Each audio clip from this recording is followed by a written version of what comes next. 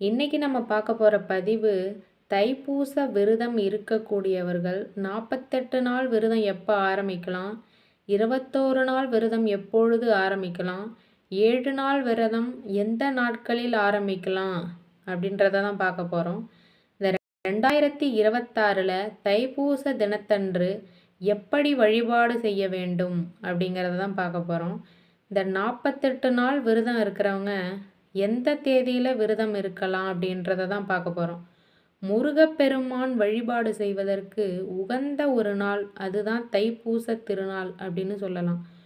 முருகப்பெருமானை வழிபாடு செய்வதற்கு நிறைய திதிகள், நட்சத்திரங்கள், மாதங்கள், நாட்கள் இருந்தாலும் வருடத்திற்கு ஒரு முறை வரக்கூடியது தான் இந்த தைப்பூசம். இந்த முருக பக்தர்கள்லாம் கோலாகலமாக கொண்டாடக்கூடிய ஒரு திருவிழானே சொல்லலாம். ஒரு நாள் விரதம் இருந்தாலும் நீங்கள் தைப்பூச திருநாளன்று விரதம் இருந்து வழிபாடு செய்யலாம். அதே மாதிரி 48 நாள் சில பேர் விரதம் இருக்க ஆரம்பிப்பாங்க. அந்த விரதத்தை எப்பொழுது ஆரம்பிக்கலாம் அப்படின்றத தான் இந்த பதிவில் பார்க்க போகிறோம். ஏராளமான பக்தர்கள் பால் குடம்லாம் எடுப்பாங்க, அலகுலாம் குத்திப்பாங்க, காவடிலாம் எடுப்பாங்க, முருகன் வழிபாடுலாம் செய்வாங்க. முருகனுக்கு காவடி சுமந்தாலே நடக்காத காரியம் கூட நடக்குமாம்.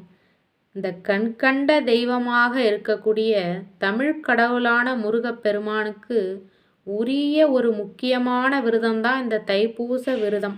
இந்த தை மாதத்தில் வரக்கூடிய பௌர்ணமியும் பூச நட்சத்திரமும் சேர்ந்து வரக்கூடிய நாளை தான் நம்ம தைப்பூச நாளாக கொண்டாடுகிறோம். இந்த தைப்பூச நாளன்று முருகப்பெருமானை வேண்டி விரதம் இருந்தாலே வறுமைலாம் நீங்குமா, செல்வம் பெருகும், குழந்தை பாக்கியம்லாம் கிடைக்கும். இந்த தைப்பூச விரத நாள் 48 நாட்கள் கடைபிடித்தால் ரொம்பவுமே நல்லதான். முருக பக்தர்கள் எல்லாமே 48 நாட்கள், 21 நாட்கள், 7 நாட்கள், ஒரு நாள் கூட விரதம் இருந்து முருகப்பெருமானை வழிபாடு செய்யலாமா. இந்த 2026ஆம் ஆண்டு தைப்பூச திருவிழா பிப்ரவரி 1ஆம் தேதி ஞாயிற்றுக்கிழமை வருதாம். இந்த 48 நாள் விரதம் இருக்கக்கூடியவர்கள் டிசம்பர் 15ஆம் தேதி திங்கட்கிழமை ஆரம்பிங்க. 21 நாள் விரதம் இருக்கிறவங்க ஜனவரி 11ஆம் தேதி ஞாயிற்றுக்கிழமை விரதத்தை ஆரம்பிக்கலாம். 7 நாள் விரதம் இருக்கிறவங்க ஜனவரி 25ஆம் தேதி ஞாயிற்றுக்கிழமை விரதத்தை ஆரம்பிக்கலாம். விரதம் எப்படி இருக்கலாம் அப்படின்னா, பகலில் ஒரு வேளை மட்டும் சாப்பிட்டோ, அப்படி இல்லைன்னா ஒரு வேளை சாப்பிடாமலேயோ இந்த விரதத்தை இருக்கலாம். ஒரு வேளை முடியாதவங்க பால், பழம் இந்த மாதிரி சாப்பிடுங்க. இந்த தைப்பூச விரதம் இருக்கிறவங்க சைவ உணவு மட்டுமே சாப்பிடுங்க. கோயிலுக்கு போய் முருகப்பெருமான் வழிபாடெல்லாம் பண்ணுங்க.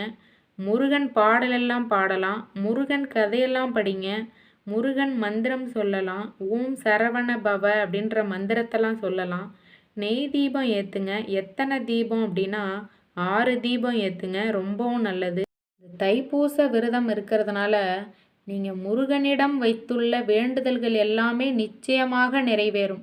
இந்த தைப்பூச நன்னாளில் முருகப்பெருமானுடைய அருளையும் ஆசியையும் முழுமையாக பெறுங்கள்.